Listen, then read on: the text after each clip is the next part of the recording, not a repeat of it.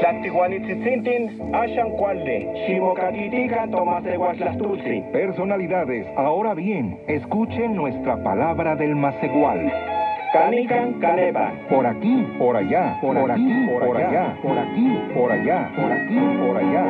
Aprendiendo Macehualcopa, la variante náhuatl de Santana Tlacotenco, nuestro náhuatl de la Ciudad de México. Hoy, Ocle, nuestro protagonista, va a clase de baile. Llamo machtis mistutis. Aprenderá a bailar. Diálogo. Yeye, Xictocacan Tlatzotzonale, Matiquin Mulinican Toxihuan. Uy, amoxitzicuinican, anguelen istutia. Matiquin Tlecahuican Tomahuan. Ay, ni chincocoan nomahuan. Ashan, Mato Tzintiquihuitzaca. Sanon payunicia. Amo, Matiquin Mulinican Toascolhuan. Yeka, yenia nukpakiyutlaiwak. Hoy, Oxle va a clase de baile. El maestro indica qué partes del cuerpo se deben mover. Oxle se cansa, se marea y decide irse a su casa. Tomahuan. Nuestras manos. Escucha de nuevo con atención el diálogo e identifica la palabra que tiene la marca de posesivo en plural. Tomahuan. Nuestras manos. Repetición. Yeye, Xictocacan Tlatzotzonale, Matiquin Mulinican Toxihuan.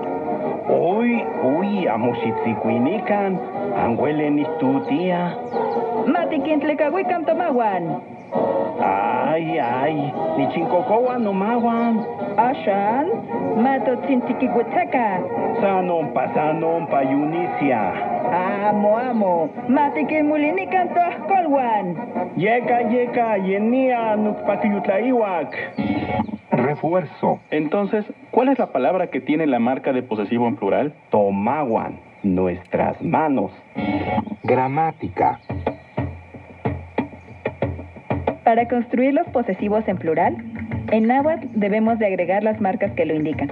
Estas partículas o marcas de posesivos son to para la primera persona del plural, mo para la segunda persona e in para la tercera persona plural.